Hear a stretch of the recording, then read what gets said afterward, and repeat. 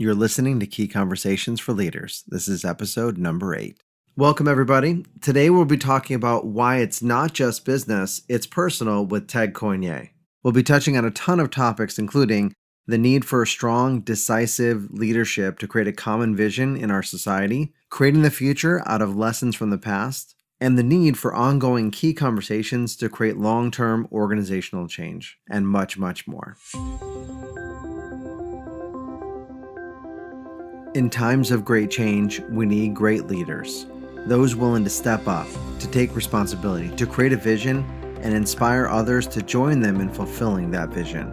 A key part of that is having conversations with yourself and those you lead. That's what this show is about. Better conversations for better leaders. Hey everybody, and welcome to Key Conversations for Leaders. I'm your host, John Ryan, and today we have a very special guest, Ted Coine. Ted started his own business in 2001, making $20 out of his living room in the first month. 4 years later, it was worth $10 million. He is the author of several books, including 5-Star Customer Service, Spoil 'Em Rotten, and A World Gone Social. He's also a serial business founder and 3-time CEO, and currently finds time to teach at the Entrepreneurship Innovation Lab at Lorenzo Walker Technical College. Welcome to the show, Ted. John, thank you so much. I'm happy to be here. Thank you. And first of all, I just want to let you know that you are my social media hero. And it's not because you've been listed as a Forbes top 10 social media power influencer or an Inc. top 100 leadership expert, or that you have almost 500,000 followers on Twitter, but because the truth is, I just love your voice. I think you're so funny, witty, and you're not afraid to have a position. And I just want to start by asking, how important is it in today's social media world to, number one, have a presence online, and number two, be authentic and find that true voice that we all have inside? Well, John, thank you very much. That's really kind of you. I would say if you are not interested in being on social media, then don't, because people who go on there out of duty to their career or something like that are horrible and everyone ignores them. Okay. So maybe get one of your kids to tweet for you once in a while. I love it. I know that's really, really against a lot of things I've kind of spent the last 10 years doing, but it's just the way I feel. But if you do want to go on social media, yeah, be yourself, because you know what? There's enough canned stuff out in the world. We don't need any more. If you are yourself, people will either flock to you or tell you how horrible you are. If you're horrible, again, please get off social media. But if you find your audience, then you found your audience being yourself, and that's really easy to maintain. I love that. I love that. In talking about your book, this goes back a little bit, A World Gone Social.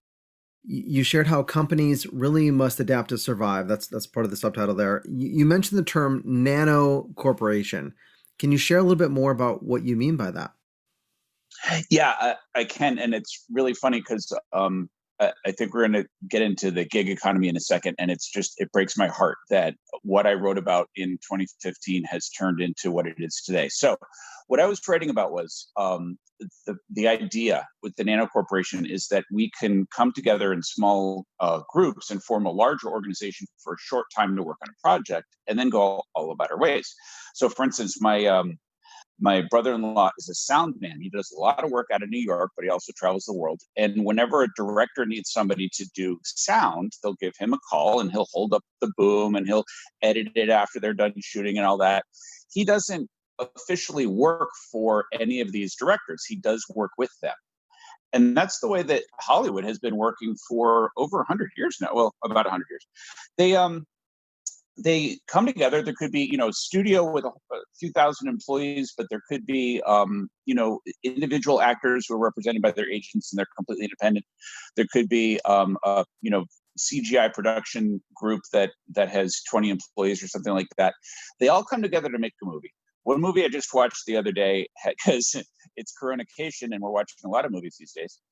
One movie I was watching said that the movie created 300,000 jobs to make this movie. Now, granted, it's not 300,000 permanent jobs. Those people made a movie and then they went off to make other movies.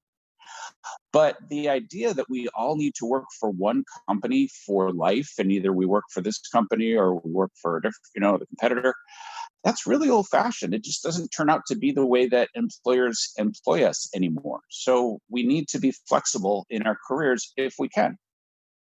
So it's kind of like a company in of itself. It's you come together around a common vision, and people are going to naturally come and go anyway. So you're just recognizing that transient nature of life, and it's also giving more opportunities for things to emerge in different ways.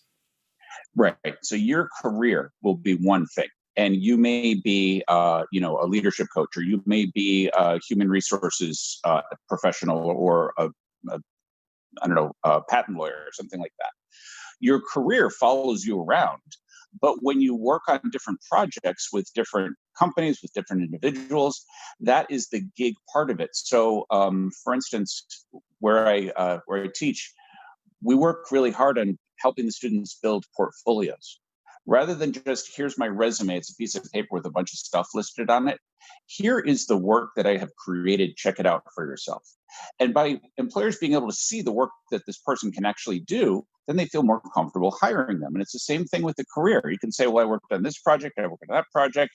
You can call this lady who employed me for 6 months and we did this project successfully. That's pretty much how a lot of us are working anyway. I don't feel it's as new as all that, although certainly it is very new to a big portion of the workforce. Is this, and you mentioned the word gig, and is this the same as the gig economy, or are they different? The gig economy makes me want to cry, because what that is instead of being a taxi driver, now you're an Uber driver. But you used to have, depending on the employer and the city and all that, you used to maybe have some set pay and benefits and rights, and now you're an independent entrepreneur. You're not an independent entrepreneur.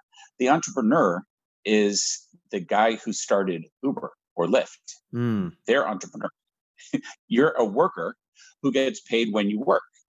When I was in college, and also a few years besides that, I waited tables and bartended, and I was not an independent employee. I, worked for the restaurant, the hotel, whatever. That gave me some independence. And what we're doing with the gig economy is we're saying, hey, come work and we'll pay you for the work, and then you go and go get yourself some more work later. That's, in theory, that's wonderful. It's not working out well for literally tens of millions of people. It sounds quite different than the nano corporation. In because it seems very, when I first heard that term, it seemed very prophetic about where we are with the organic nature of our society. But you're saying there's actually Mhm. almost a little bit of an exploitation, perhaps. I don't know if you would use that word. Yeah.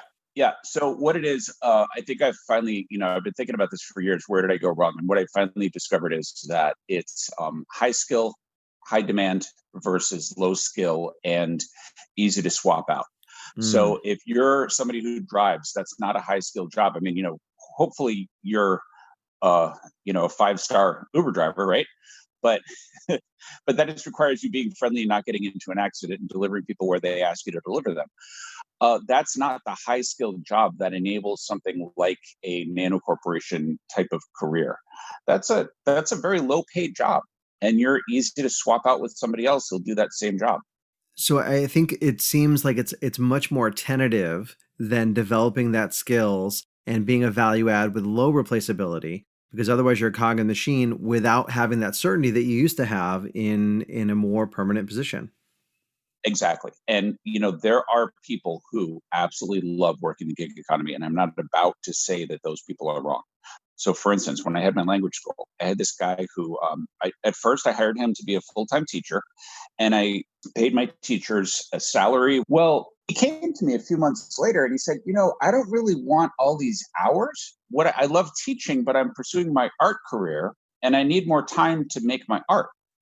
And so for him, being a full-time employee with benefits and the responsibility of 40 hours a week, etc., that didn't work out for him. And there are people like that. There are definitely people like that. When I was in college, I did not want a full-time job. I wanted to be able to take a day off if I had to take a test or something like that. Hmm. That's a different animal entirely from when people have no choice but to take low-paying work where they can get it. Part of the difference is choice, flexibility, autonomy, and rather than, fear, the uncertainty that can happen when you're just limited to that gig economy, as we said. That's right. Okay.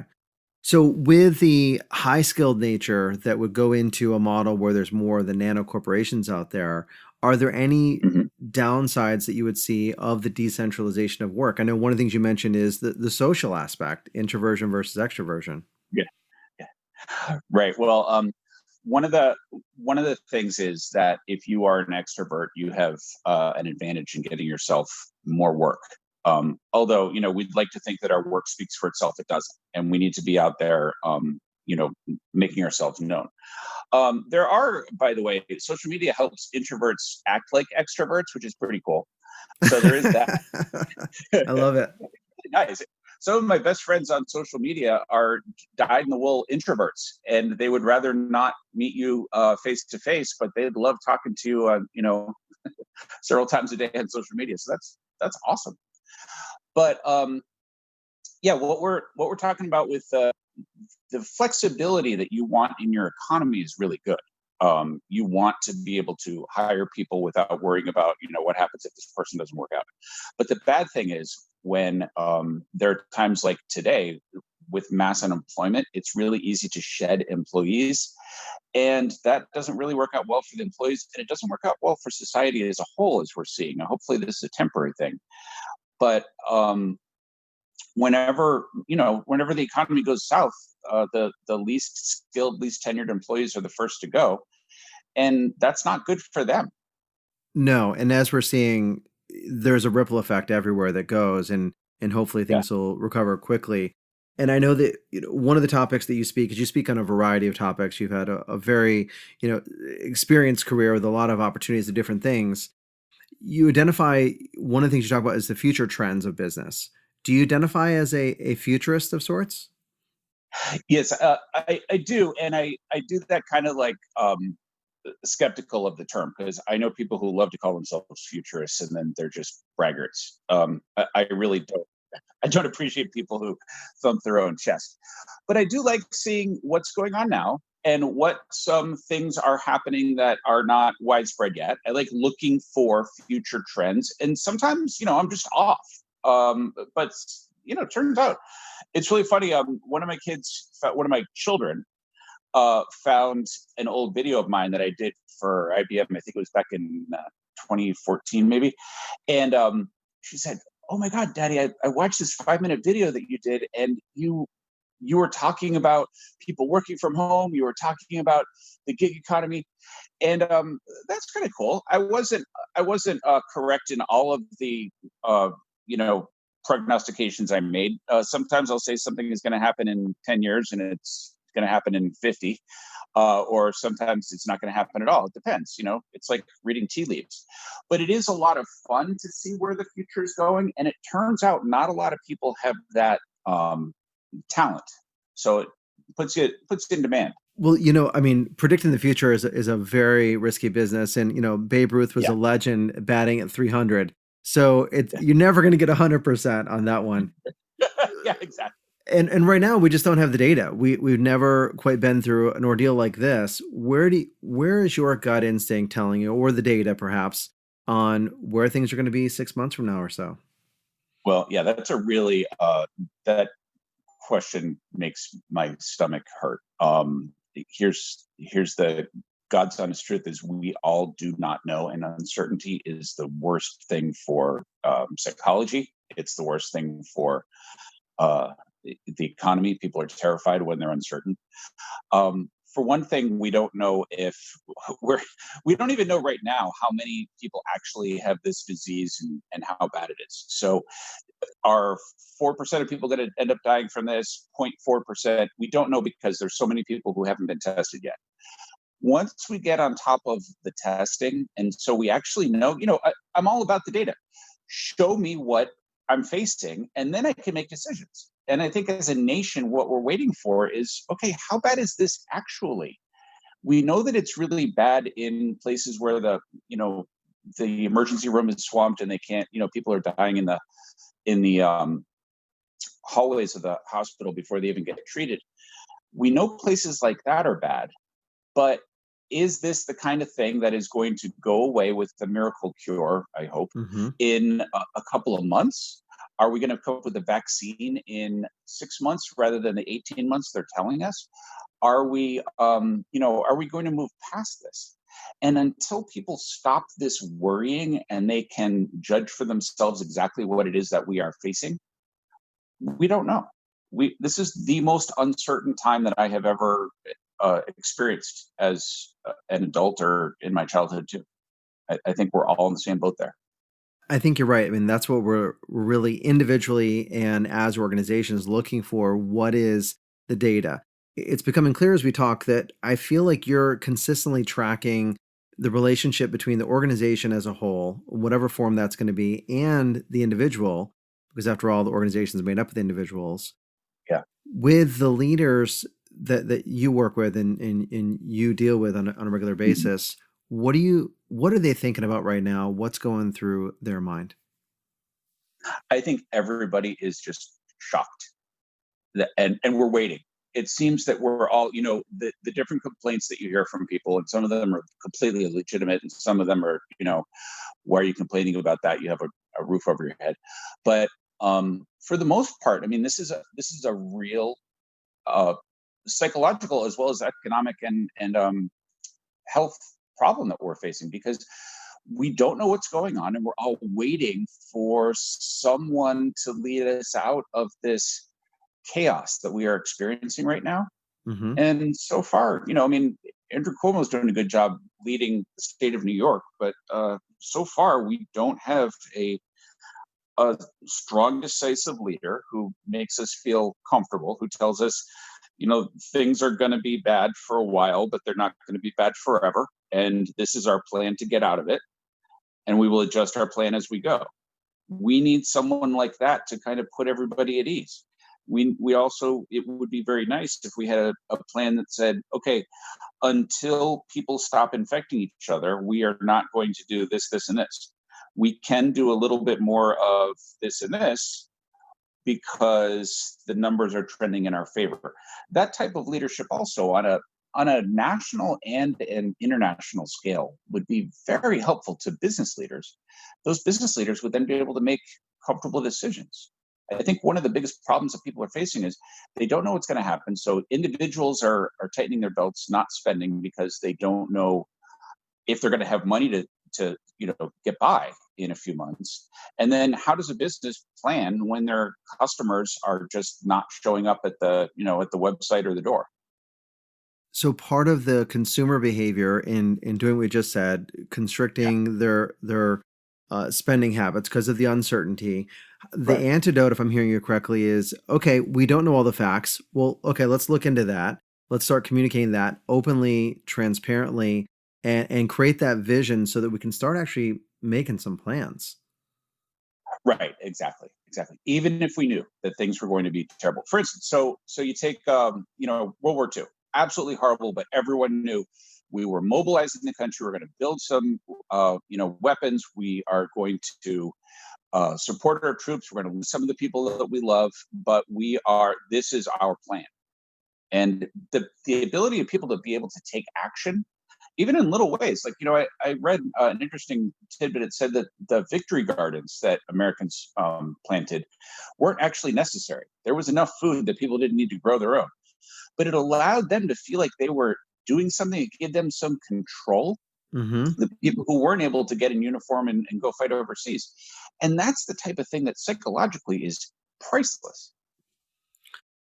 That's one thing we're missing right now is where can we direct our energy, especially as we're isolated, we're home, and it feels like we're in a bubble.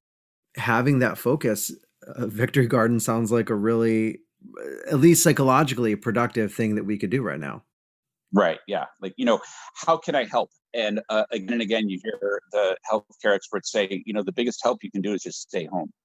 And that's not, it's important. It's very important, but it's not doing something. It's doing nothing. It's too bad. With people who are staying home. And, obviously some companies are doing fine. They're able to, adapt and become home based very quickly. Some companies obviously struggling right now.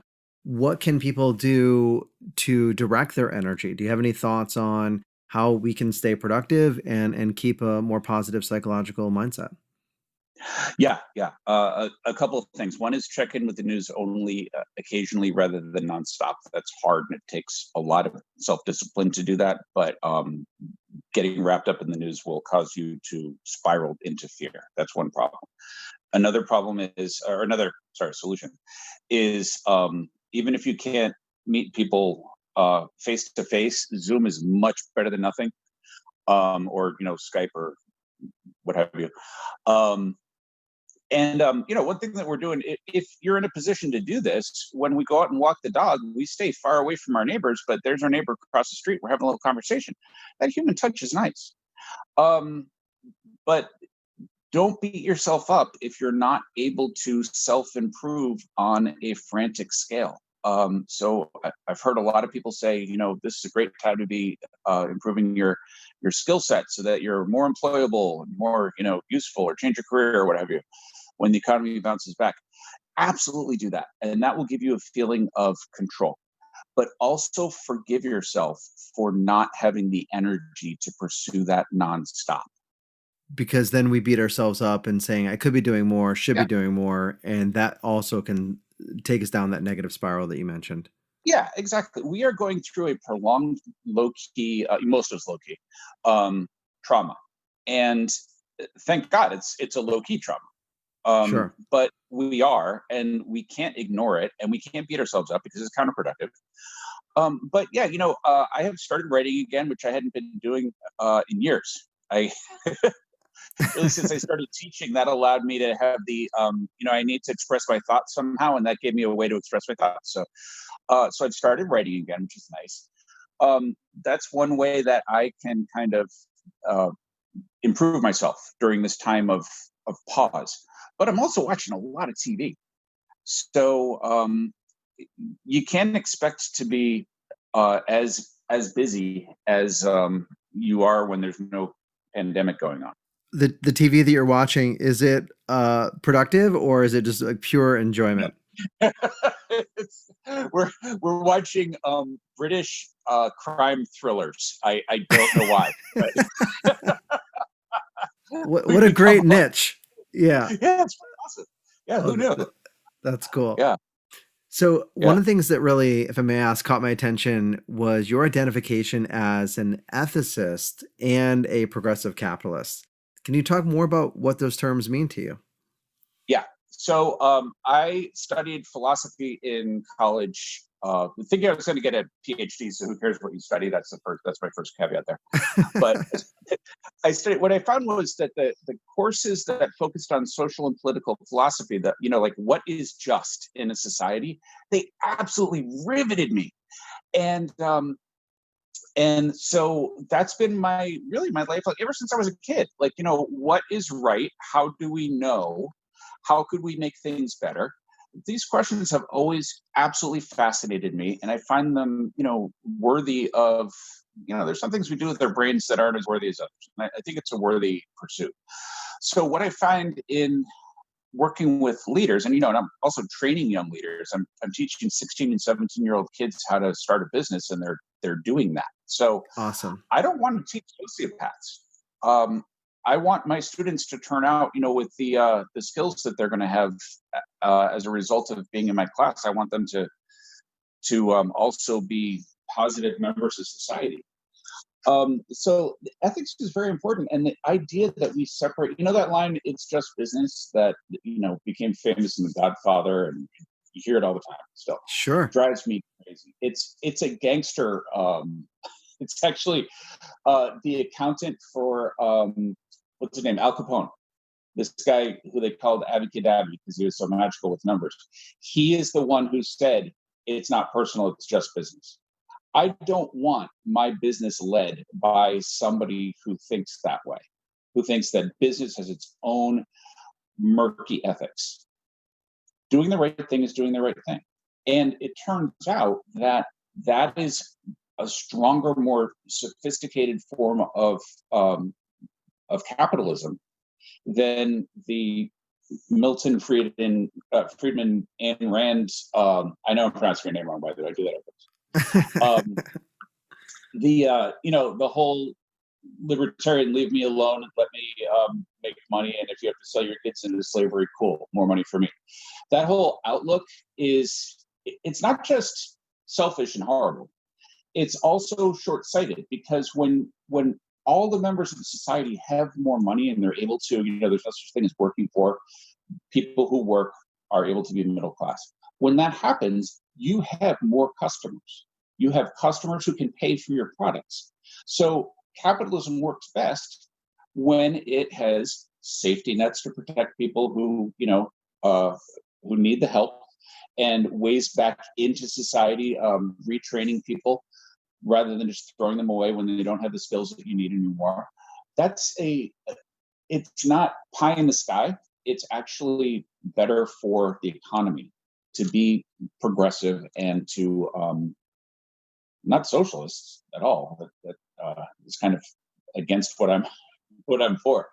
But my kids tease me that I teach capitalism class, but I do. But progressive capitalism is more along the lines of what Adam Smith wrote about in 1776 in Wealth of Nations. It's that companies need to do the right thing so that the government will not take over control of the companies. That's just bad governance. It's foolish. And there's a lot of people who never got past page 1 of the Wealth of Nations, and so they don't understand what capitalism is, and they call themselves capitalism. And the kids who are becoming, voters, who are becoming late teens, early 20s, this rising generation does not like capitalists. They've got a really bad reputation, and socialism has a stronger reputation because these so-called capitalists have tarnished the whole idea behind it. With the archetype of Wall Street and the concept you shared of it's just business, it seems like that there's a short-sightedness to it. And yeah, if it's just business but there's no customers, you're not going to be successful in the long term. It's, what is it, cutting off your nose to spite your face? Right, exactly. And one of the things I like to be painfully practical. So, for instance, Henry Ford's famous 100 years ago, for more than that now, for doubling the minimum wage for his factories from $2.50 a day to $5 a day. He didn't do that because he was a nice guy. He did it because he couldn't keep people working in his incredibly boring factories. The assembly line took all the joy and creativity out of work. So in order to keep people, they had to pay them more. And they did. And that started a middle-class movement that allowed people to have money to buy his cars. It was a really, really virtuous circle. But it was not something that he did out of the kindness of his heart. You don't have to be a pinko hippie in order to lead with good business practices. So there's a lot of overlap there between what some might view it as being generous out of the kindness of your heart, to really looking at it, hey, yeah, sure, I am taking care of them, but also that's going to benefit not only me, because a rising tide raises all ships. Right. And one of the biggest problems that we have as a society is that each individual business making decisions for itself, maybe the most logical decision is to pay workers not very well, to pollute when you can get away with it, things like this. On an individual basis, that may pay. However, as a society, we all suffer for it. And we don't need people who put their social conscience ahead of their company and destroy their company. That's not helpful. But what we do need is for society to be one where we applaud people who do the right thing. We shun people who do the wrong thing. And those business leaders, the peers of the people who do the wrong thing, need to be the ones who are shunning them. The peers of those who are doing the right thing need to hold these good examples up and say, you know what, we need more people like them.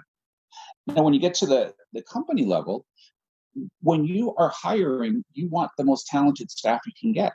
And one way to get talented staff is to create a company that people are proud to work for.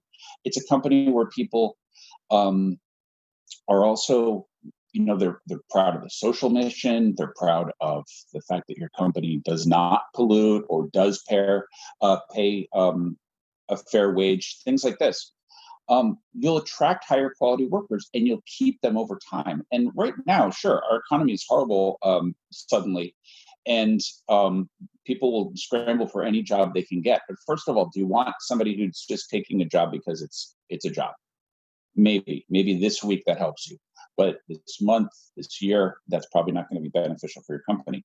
And the other thing is, do you, when the economy gets good and people can move around again, do you want them to move away from your company? No, you want them to. This is something that Richard Branson said that I just love. Train your employees so that they can leave. Treat them so well that they'll never want to leave. Oh, I love that. That's awesome. Yeah, and that is enlightened self-interest, by the way. That is doing the right thing. And by the way, it has positive selfish consequences. Positive, selfish consequences. I know. Does that sound horrible? But maybe I phrased it wrong. But it does benefit you to do the right thing. Oh, I don't think you phrased it wrong at all. I think it's just expanding your sense of self from me to a we, and it doesn't take that much because what's good for we is also good for me. Exactly. Yeah. I want to ask you, and this relates, I think, on a behavioral perspective, because you talked about, what's right. And we kind of, as a society, based on our values perspective, determine what's right. And one of your tweets that you shared a little bit ago, we said, this relates to, obviously, the coronavirus and masks. You said, if the boss is serious about masks, gloves, and distancing, et cetera, it'll happen. If not, it won't. If the boss scorns masks and things like that, then workers will go along even if they don't necessarily agree with it. Because we're social animals, we have a fear of unemployment. So as a result, the boss must lead.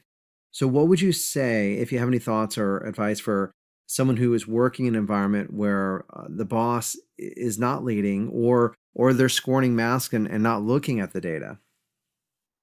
I have a really happy follow-up to that very tweet that I sent out the other day. So my computer broke down. I needed to get a new one in a hurry. So I went to a workplace to get a new computer. And while I was there, I'm not going to, naming names is not. Sure. I will do my best to only call out the good, not the bad, but by name. But people weren't wearing masks. It was horrible, like just horrific to me. So I go into this place and I'm the only one with a mask on. And then when I mention it, they're like, "Oh yeah, no one's wearing a mask here. You're right." Like, okay, good. I'm glad we established that I'm correct. That's not my point. But anyway, so I talked to somebody about that. And he's like, "Yeah, well, nobody else is wearing masks, and if I do, I'm gonna feel kind of weird." So that's why when I left, I was like, "Okay, this is exactly how people work. You're afraid. We need to belong. That's what humans are. We're like sheepdogs. We need to be part of a pack. Whatever the pack is, we do. So, especially if you're low in the totem pole, you're not going to do something that has people making fun of you, or you're afraid are they gonna cut me when there's a job that has to be cut because I'm the weirdo who wears the mask. Well, he sent me an email from their HR that said, because of coronavirus and people being close to each other at work, you must wear a mask. There's no choice. So I just got that email today. Wow. This person shared the follow-up to that story. And that is the leader, somebody clearly way up the ladder and probably in a different location, got wind of this problem and said, whoa, we can't do that. Because on top of anything else, you don't want your whole workplace closed down because everybody's getting COVID, right? Sure. So they sent this out, and now it's not that, okay, I'm choosing to wear a mask because other people are choosing to wear a mask. No, if you go to work, you wear a mask. If you take your mask off, your boss will, you would imagine, send you home. That is the type of place, sometimes we need permission to do what is best for us and what we would like to do, but we don't feel comfortable with. Wearing a mask in Western society is still kind of weird. It's just become normal in the last couple of weeks. So any encouragement from up top that can make that more normal is really, really important and encouraging. So it has to be really reinforced conceptually, top down, and also behaviorally at that level too. Otherwise, like you said, the person who's got low status, low man on the totem pole, they're not going to affect the change within because they're going to be an outsider, too much pressure, and we're social animals. That's right. And even people who are very, very high up in an organization still are afraid of being judged by their peers and by the few or the one person above them in the totem pole. We all have somebody that we feel the need to, impress or don't want to cross. So it's not just the frontline workers who are under this stress. It's also the people in the middle, and they often don't get a lot of credit for, being under this type of pressure. So I think acknowledging that pressure and actually having conversation about it is really only where we're going to change. Just like you said, rewarding ethical behavior and shunning behavior that doesn't fit for the whole interest of society. Exactly. And your whole what am I trying to say? I'm losing my words all of a sudden. Your podcast, your practice about key conversations, that is a key conversation that can carry on for so much longer than the actual, pandemic emergency. Because imagine you're a worker and your boss comes in and says, okay, guys, listen up. We haven't been wearing masks here, and my bad for not enforcing that, not wearing a mask myself, but we got the word from on high. We have to wear masks, and let's do it. Come on, please.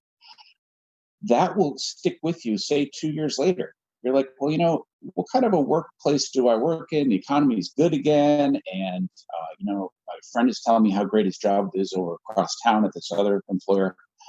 But you know what? I really just like it here. And I'm not even sure why, but it's just a supportive, ethical place to work.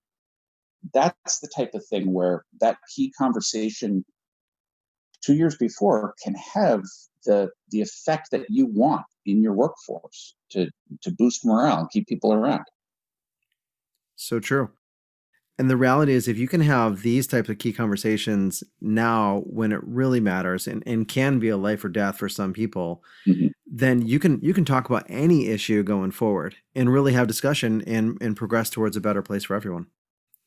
Exactly. Yeah. And I think, I have a sign in my room that says, my classroom says, business is psychology. Mm. And really, that's all it is, because sure, there's money involved, there's machinery involved, stuff like that, but it's people interacting with other people. And the more we can look out for each other and set the right example for each other and lift each other up, the stronger our organization will be as a result. Well, I think there's so much negative stuff out there. Like you said, limit your exposure to stay informed, but don't over invest in it. And Yeah. and I'm gonna share your Twitter credentials afterwards as well. But because there's one more tweet I want to comment about that I think really made a difference in our household. And if people haven't heard it, I hope they can. And you said this: the coronavirus is going to make all our lives more difficult for a while, possibly much more difficult. Then it will be over. We have to face the first while remembering the second. So I want to thank you because this has been the mantra in our household for my wife and I, and even for our 7-year-old son, which is so thank you. I think it blends hope and resilience without minimizing the challenges that we're all facing. What can we do as individuals for not just you and I, but everyone here listening and everyone in your Twitter world? How can we share this type of message and help more people see the world this way? Well, it's really important, and you mentioned your 7-year-old son. My 15-year-old daughter, I have, 2 daughters, and the 15-year-old is this ever going to end? And the poor baby had just started dating somebody when, Oh man. when this, her first boyfriend. So as far as I know, she has not seen him in like 6 weeks. And I hope that's true. Because he, because his family isn't being as careful as we are. So anyway, that whole "this is never going to end" thing it's a terrifying prospect. But the fact is, it will end. The 1918 flu was much worse than this. We'll see how deadly this pandemic is when all is said and done. But it was, I think, 2.5% of the population overall died of the flu, if I'm not mistaken, and about a third of all the people in the United States and probably the world caught the flu. Right. Hmm. So these are huge numbers. Um, this isn't as bad as that. It's bad, but it's not as bad as that. The Black Death, when it went through Europe, killed about half of the people in Europe. Could you imagine if half of the people in your town died, or half the people, heaven forbid, in your family? Yeah. This isn't as bad as that, but it is bad. But those things passed. This will pass. And I think that's the hope we need to focus on. And in the meantime, you kind of mentioned let yourself off the hook. Yes, use this time to develop yourself and develop skills and things like that. Is there anything that you're doing right now, if you don't mind sharing, like to I know you said you're obviously enjoying some television, a little bit of the British crime dramas and things like that. Yeah. What are you doing to kind of develop yourself and stay sharp like you always do, I'm sure. Okay. So one thing that has really been beneficial to me is I've been thinking about writing a book, writing down thoughts about writing a book. What is my next book going to be? It's been 6 years. Um, and this crisis that we're all going through has allowed me to sit back and say, you know what? Whoa. Write something that is going to last, something that is going to make you proud, not just make, a bestseller list or, something like that. Mm. So that's why I added ethicist to my Twitter handle, because, I go up and update that every so often. And I'm really going to write about what a more just and ethical society looks like in the framework of vibrant capitalism, because capitalism is my thing. That's what I teach my students. That's what I grew up believing in. But there are different ways to do it, and I want to make sure that I'm not just teaching people how to build a business. I want them to learn how to build a sustainably healthy business for all of society, as well as for everyone within the business. That seems fair. That seems really just, and it seemed like the word sustainability, like you nailed it with that. Well, of course, thank you for teaching the future entrepreneurs that go through that school and sharing the message that you do. Is there anything that you want to share with our listeners that we haven't already talked about? Keep an eye out for Business for the Rest of Us. That's what I'm writing, and if I can figure out the technology, I may create a podcast out of it. So follow me on Twitter, and I'll keep you posted. Any other projects we should be aware of? What are you up to next? Well, it's really funny, John. In 2008, I with a friend, we were seeing a lot of business plans, so we started what was going to be an investment fund, and then of course the economy fell apart. Literally a month later, Lehman Brothers went bankrupt. So, oops, bad timing. Same thing. We were going to put on an event called the Founders Invitational for businesses to come and pitch, kind of like a national science fair for high school and college kids to pitch their businesses. Guess what happened? Coronavirus. Nobody's traveling. Nobody's going to events. Oh no. So I have some amazing foresight. Let me tell you. Next time I think of starting a business, maybe you should talk to me. Call me. Yeah. Remind me that's when the economy goes south. But having said that, everything that I'm building a website to help support my students who are building these phenomenal companies, and from there we're going to have events. We'll have the podcast because that's a lot of fun. I'm going to have my students talk about their businesses. Oh, that'd be cool. Pretty much, and you want to find out what I'm up to. Twitter is definitely the easiest way to do that. Ted, thanks so much for being here. I really appreciate all the time you spent with us today. Thanks a lot, John. To connect with Ted and stay up to date with his upcoming projects, including a Business for the Rest of Us, follow Ted on Twitter @Ted Coine. That's TEDCOINE. and you can find his books at Amazon. Until next time, develop yourself, empower others, and lead by example. Thanks for listening to Key Conversations for